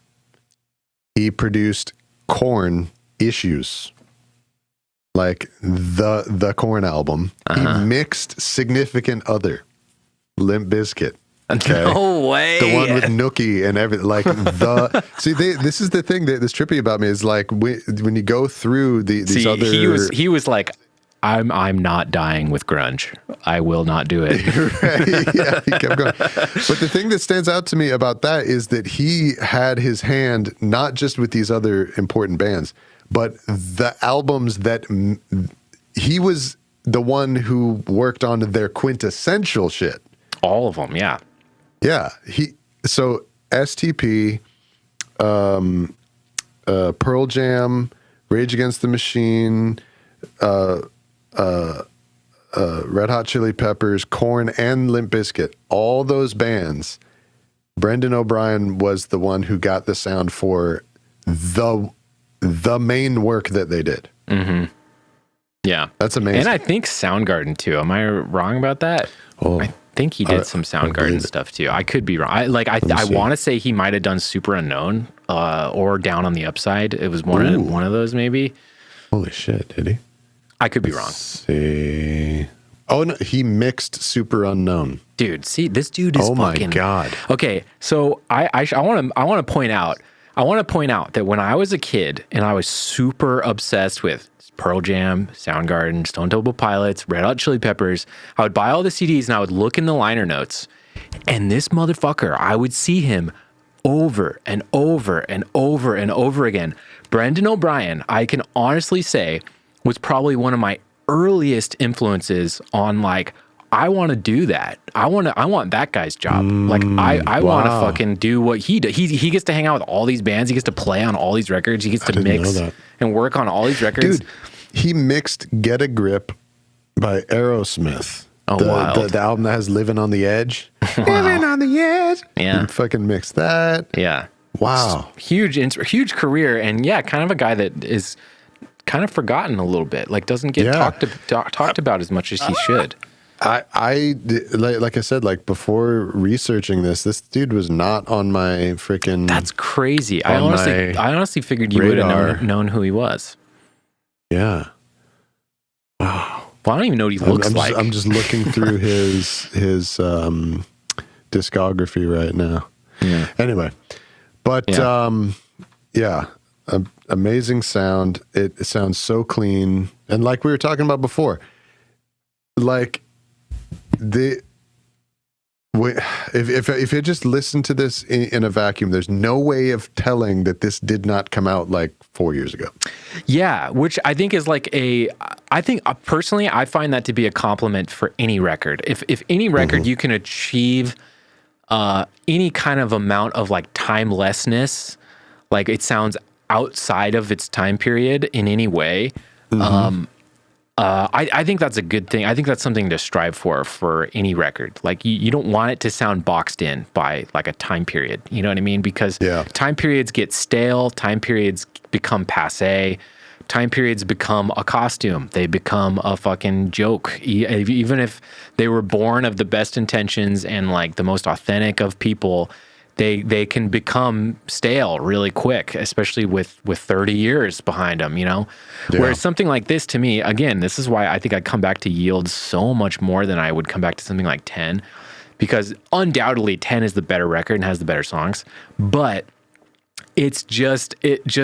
a part of me, it almost feels like corny sometimes, like going back to something that is so locked into like this time period that we've moved on from, and like, you know, it's just harder to go back to it, you know, whereas something like this, it's like it still sounds fresh to me, like, and probably always will. I think it's it's like a food that has a real intense flavor or something, you know, like 10 is like, if you're craving it, then dude, a Big Mac is a Big Mac, dude. You accept no substitute, like really. But after a while, that you may get worn out on that flavor because it sounds so 1990, 1991. Right. Oh my God, you know. As opposed to something with a little bit more nuance, a little bit more complexity. It's not a fucking hamburger. It's like a dish. It's a little more interesting. Yield is a more balanced meal. It's a complete meal. It's got the greens. It's got the starch. It's got the protein. And I would say that about all their records up to this one too. Like they all are really, and this is a testament to Brenden O'Brien too, and them as a band, and Brenden O'Brien is like everything he did with them, all Versus, Vitology, No Code, and this. There's like a clear progression happening, and 10 too, but he didn't do 10. There's like a clear progression happening, but also like the production of each one of those records, like they sound like distinct, and like they sound, they're each on their own little island, which I think another thing like artists should strive for is like capture where you're at right now, like as an artist. Don't like try to do this or that. Like just what are you right now? Like that's what people are gonna like really respond to too. Yeah. This is right, and a lot of musicians have done that throughout the years, and this is a really good example of someone doing that. That's exactly what they were doing. That's exactly what this is, and that's a huge part of the appeal of it. That's why it sounds so nice. And I think too, listening to 10 and listening to Yield, I agree with what you said. You know, 10, okay, big picture. If it's better. Gun to your head. Which one is better? Okay, clearly 10 is better. Yeah. Which one has better songs? Okay, 10 does, yes. Yeah. But in terms of put on a record, listen to the entire thing, and a more even amount of enjoyment across that time, I would say Yield. Same. You know, I think that because 10 has those like 6 songs that are like, holy fuck. It might as well be like their greatest hits album. Like that's what it feels like, you know? But I feel that the other songs in between those on 10 are like, whatever. Really? I really like all the songs on 10. I love 10 from start to finish. But you're right though. They're not like Alive or Jeremy or fucking Even Flow. Right. It's more peaks and valleys, in my opinion. And Yield is more even, like every song is like, oh, sweet. Oh, I like this song. Oh, sweet. Yeah, I like this song. And also too, I think Yield, each song, this is a good example of an album where each song really has an identity. Yeah. A lot of rock music can tend to be basically the same aesthetic for each song. Here's another song with the same aesthetic. Here's another song with the same aesthetic. Here's another song with the same aesthetic. And this isn't really like that.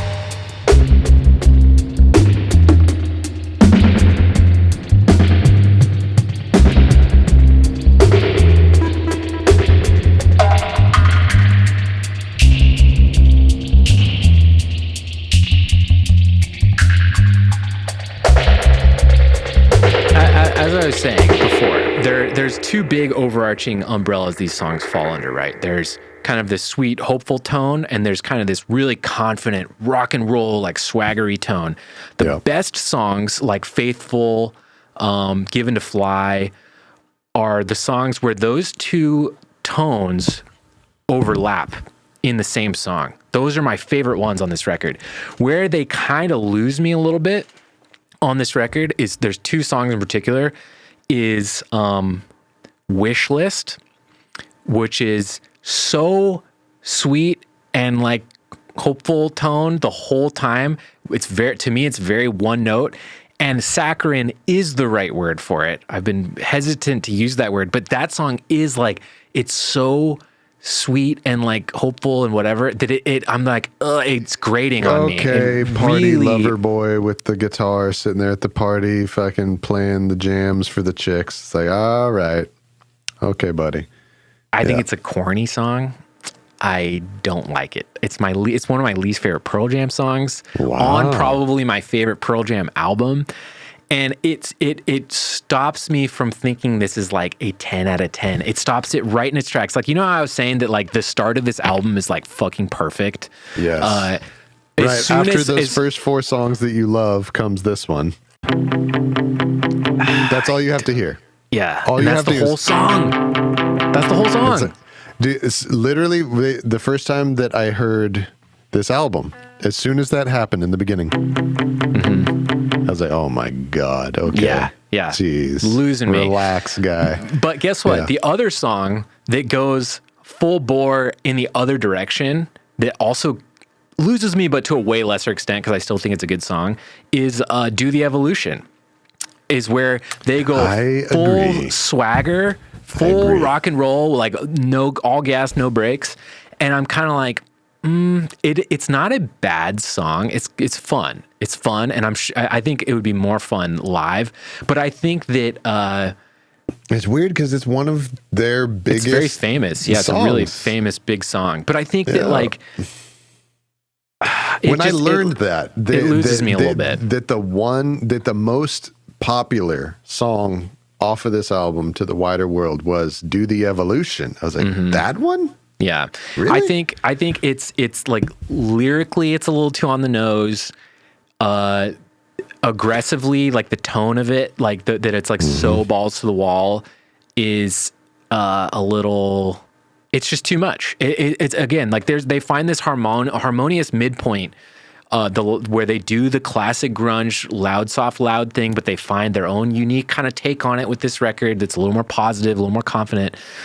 In that song, it just sounds kind of arrogant. And now I will take that song 10 times out of 10 over Wishlist. I don't like Wishlist at all. It's like my least favorite. It's my least. It's the one thing that would prevent me from saying that this is like a great, like all-time great record. It's like no, because you got that on here. You got the drummer song, which is cool. It's neat, but it sounds very like just kind of like a studio kind of like trick. It doesn't sound. It's not a real song. It's not a real song. It's a little idea. It's a little jam idea. The one I wish they put. If they just didn't have Wishlist and it went Given to Fly right into Pilate, and Pilate's another one where it does this really sweet like kind of verse and this like super badass fucking chorus, right? It's like total like opposite ends of the spectrum, and it's just like kind of and if that was like the ethos of the album the whole way through, I think it would basically be like a perfect record. Like I would love it, but songs like Wishlist and Do the Evolution, they kind of fuck that up. And then there's other songs that are just kind of like, they're like the like what else? Like the Red Light song. I think I really like MFC, but it's kind of weaker compared to some of the other tracks on this. I think it's cool, but it's like very much like could have been a B-side, like for sure. Yeah, MFC is the lowest ranking on my favorite tracks list. On my group of the ones that are my faves and that I really like. That's the one that's like just barely in there. Barely makes it. I agree. I totally agree with that. It's got cool riffs. It does. You know, it's got a cool sound. And it is kind of more on the all gas side of the spectrum, which is kind of cool, but it's better than Do the Evolution, I think. What I love about MFC is how it starts. It's a really cool thing like a really cool arrangement thing that I feel is kind of uncommon in songs, which is to have, a lot of songs start with the guitars and the bass and the singer playing without the drummer coming in yet. That's sort of normal.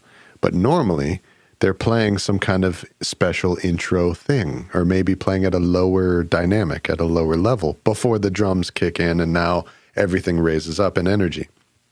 But MFC is an example of an arrangement thing that I really like, which is to have the guitars, the bass, and the vocal be at full dynamic, at full energy, playing the verse, playing the thing, and then the drums join in, and the music carries on. So it's like the drums joining the party that has already been started. Yeah. I think it's a really effective way to start a song.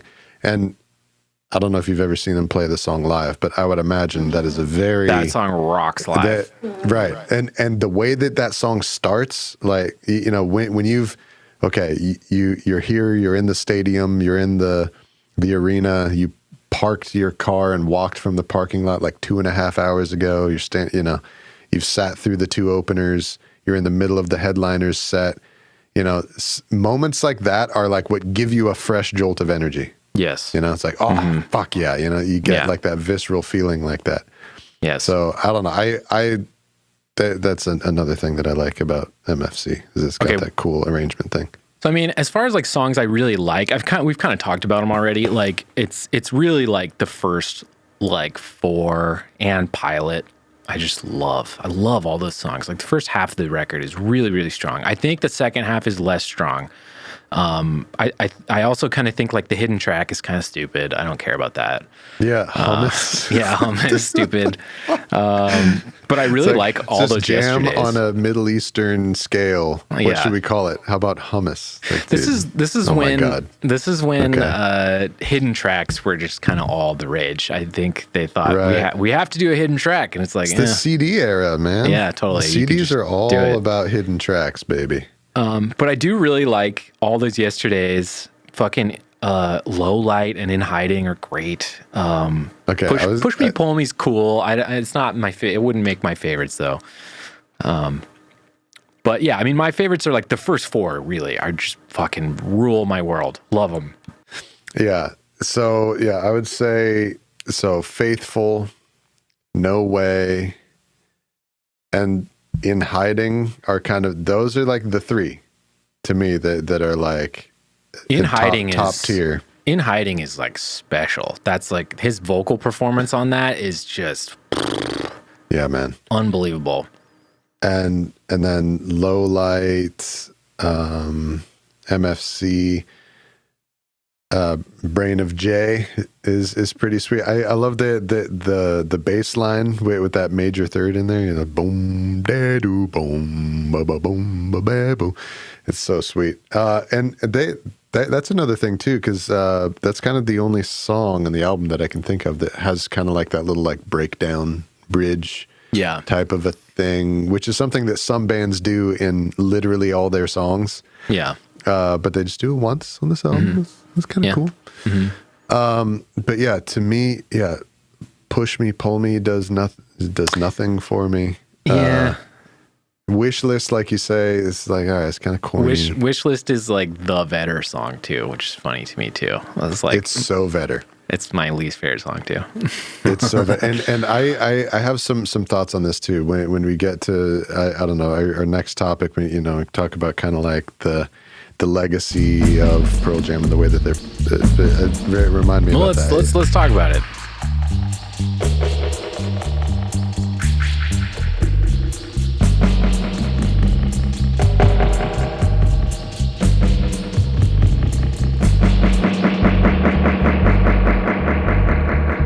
So here's my thing. This might be the point at which we start offending Nate and we potentially get into an argument from here on out. I've lived my whole life as like a Pearl Jam fan in a world of people who don't like this band. So okay, let's start it right there. What we say, right? So when you live in this world as a Pearl Jam fan, there is a cross to bear that comes along with that, right? And so what is that? What is the way that people tend to perceive them? It's the misconception that they're like some kind of butt rock band, like Creed or something, or Nickelback, or fucking.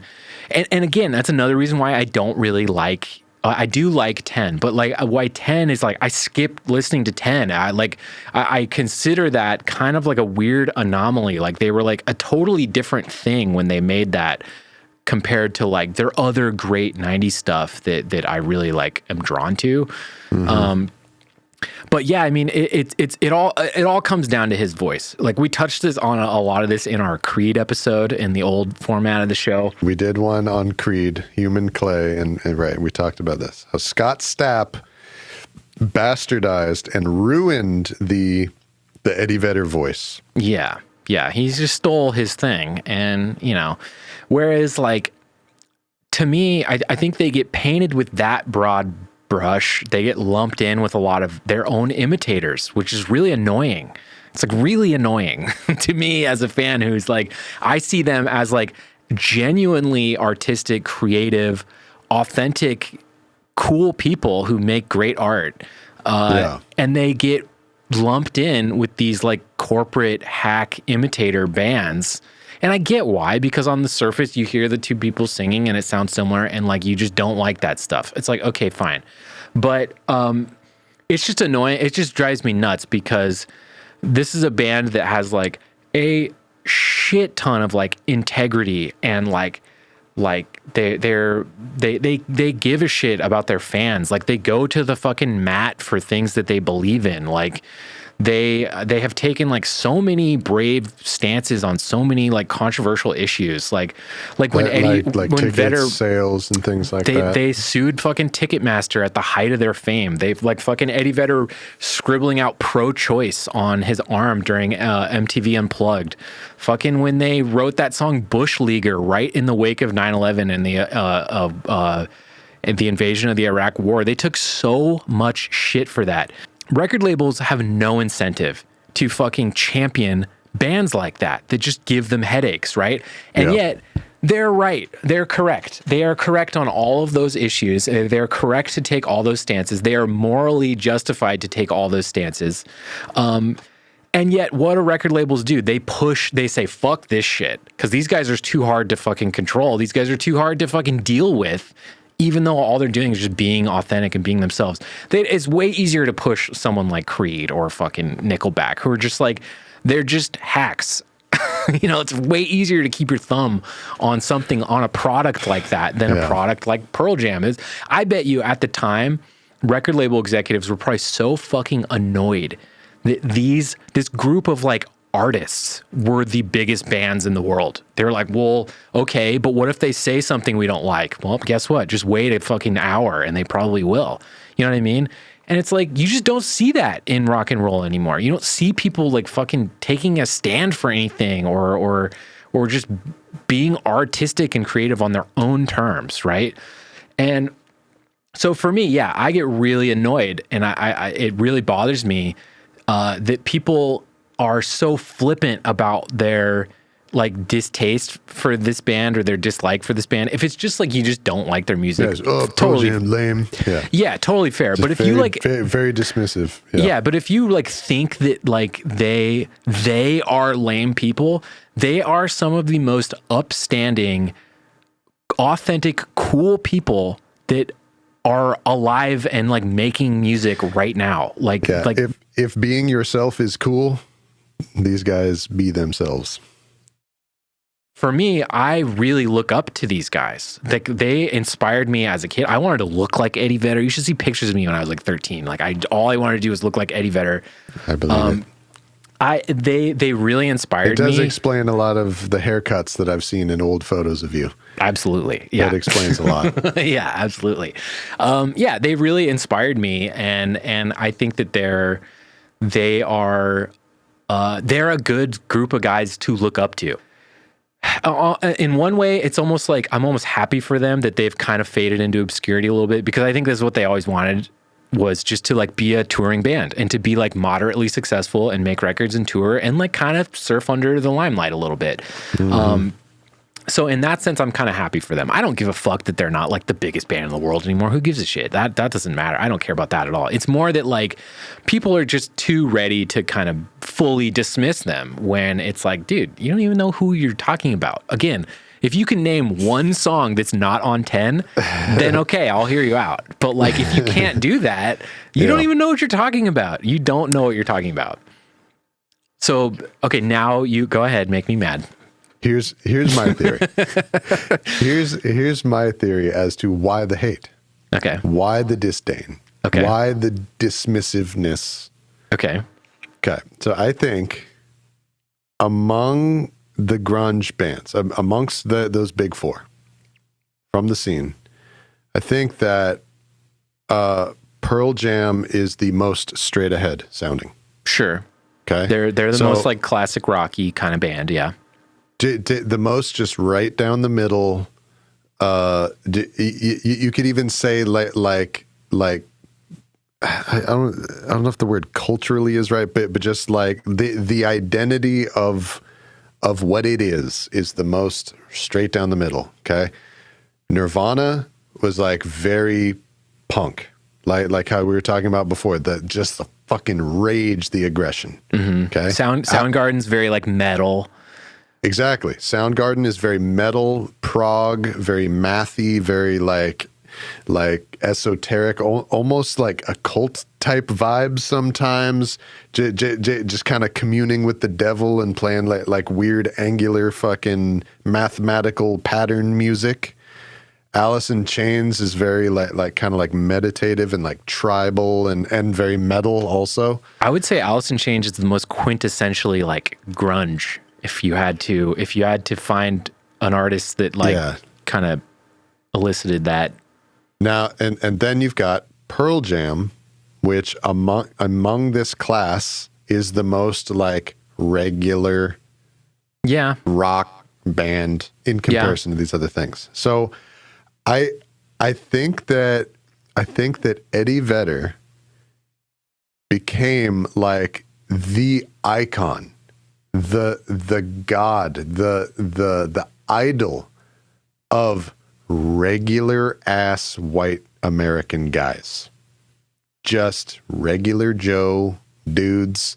Who is the greatest regular Joe dude? Who is the greatest one among us, of our people, right?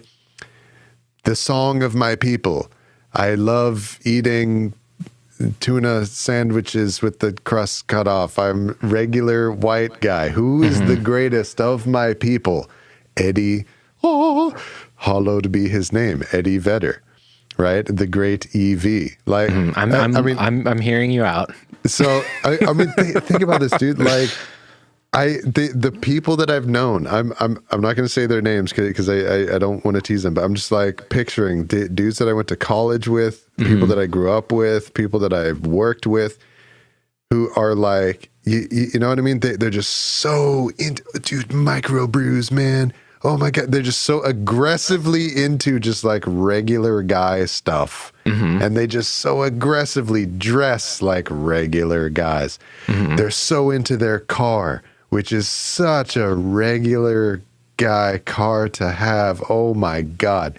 Okay. These guys fucking idolize Eddie Vedder, Dave Matthews.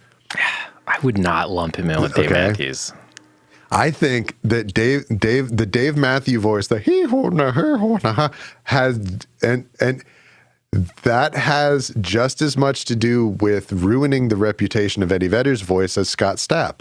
I think Scott Stapp and Dave Matthews and the how much people didn't like that, they lump in Eddie Vedder with that because he's got the rear on her a little bit.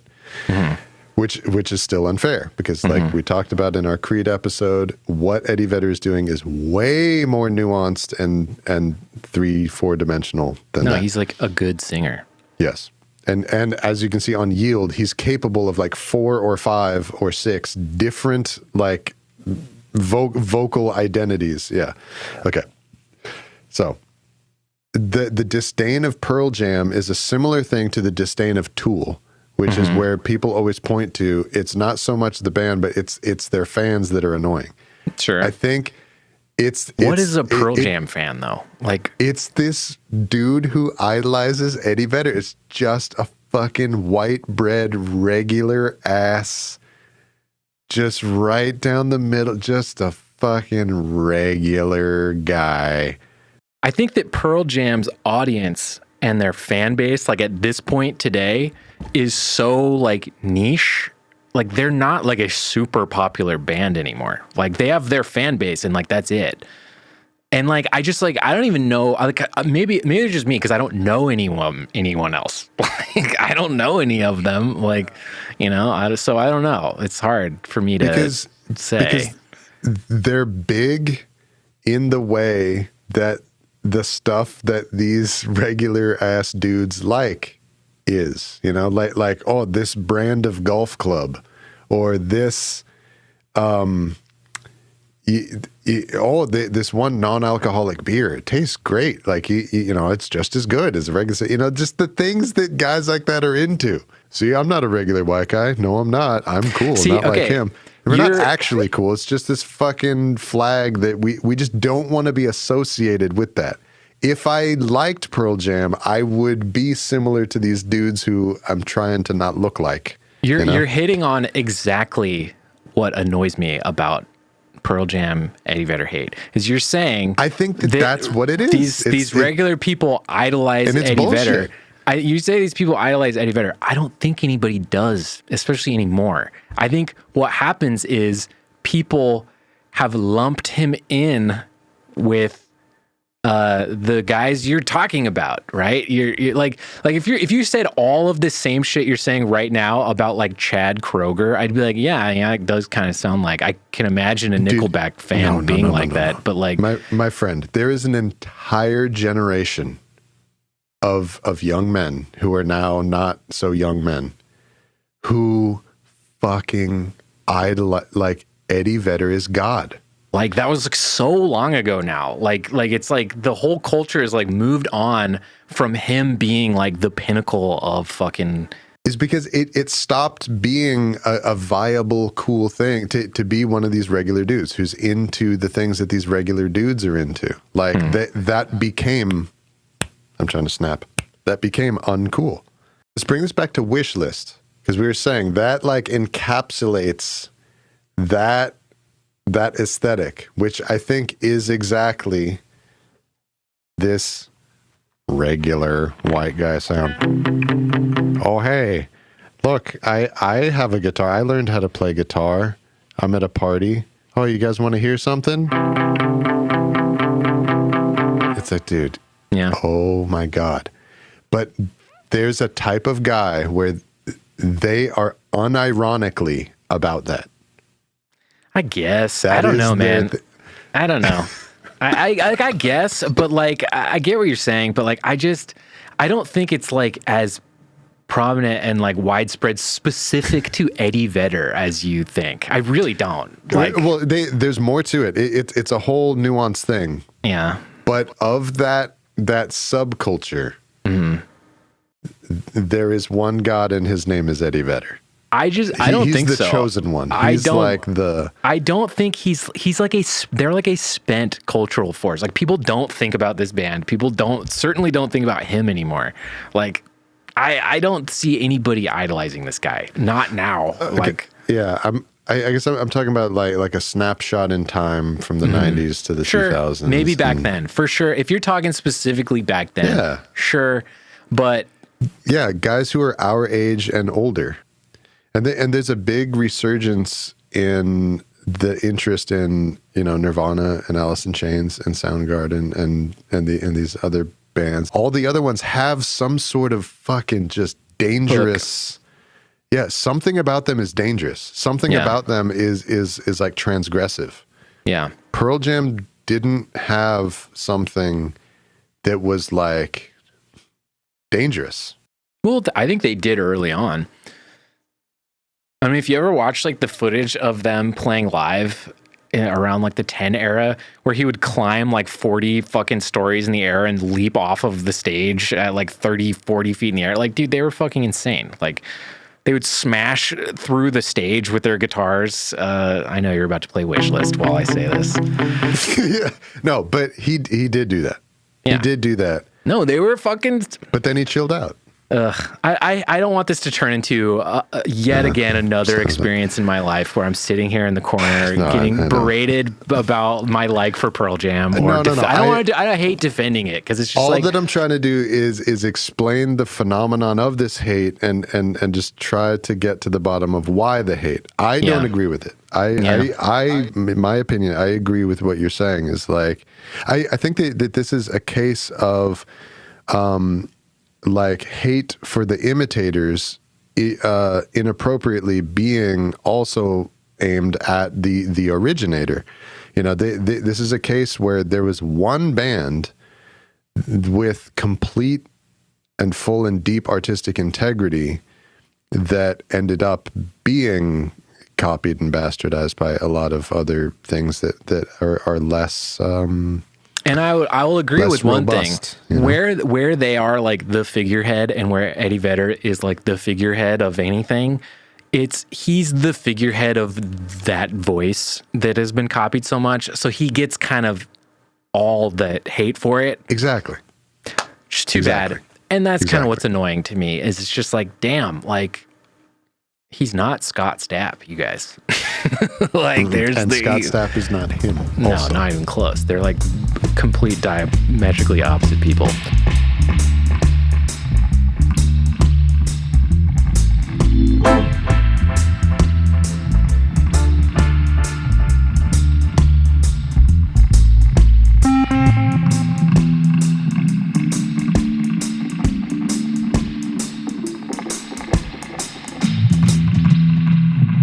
Okay, let's go to the outro. I'm done. I'm tired. And we're going like really long. I'm not having any fun anymore. We're going really long anyway. Yeah, that's true.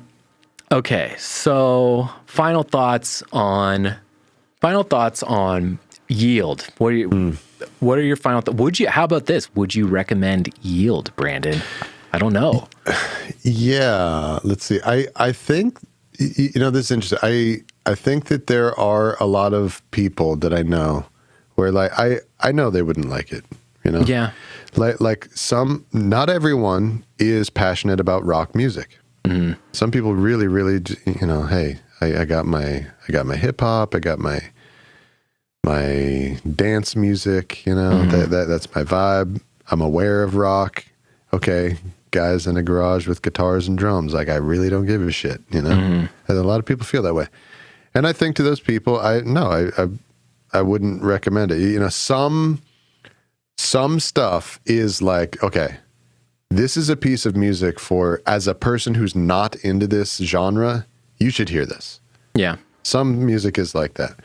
I think that Yield is something that is like, if you love rock, you should check this out, man, because I bet you're not aware, like me, I bet you're not aware of this element to Pearl Jam, this side of Pearl Jam, and like how deep the Pearl Jam water goes, you know, because Pearl Jam is justifiably considered within the rock world to be one of the greatest rock bands of all time, one of the rock bands of all time, and they're still going. Like exactly right, and the longevity is the longevity is a big part of that, and so I think with that prerequisite that rock is something that you're interested in knowing about and learning about and finding out about, something that you are into and want to be into.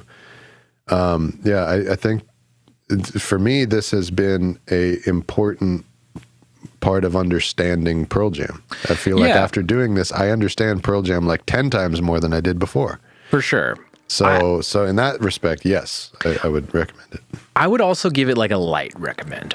Like, I totally agree with you. Like, it's like, for me, like, it's crazy coming back to it after all this time, because growing up, I like adored this record, but listening to it again with the benefit of a couple years, it's not a perfect record by any stretch. It's probably like a B+ record, but like where it's an A+, it's like really an A+ for me. Like they're and we've gone over that with the songs that we really like. The song, like this, the high points of this are so wonderful. Yeah. It's like really, really great. And for a record that I think a lot of people sleep on or have slept on in like the kind of grunge world, I think this is a cool thing to check out, because you probably aren't aware of it. But but it's not perfect. That we went over a bunch of the stuff on it that is just kind of like meh, and like it would have been stronger by omission, honestly. Like if they had left a couple of these out, like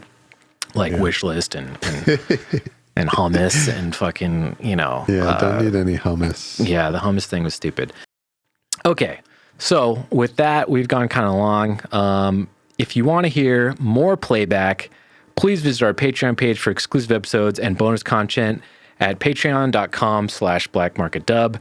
We're also a band, and all of our music is available to stream for free on Bandcamp. We also have vinyl over there. We've made records. We made a Christmas record. We made a Nine Inch Nails cover record.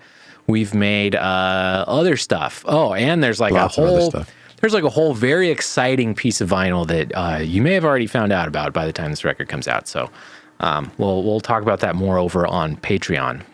Yes, and that is at blackmarketdub.bandcamp.com. Yes, thank you. To find our music. Yes. You're welcome. Okay.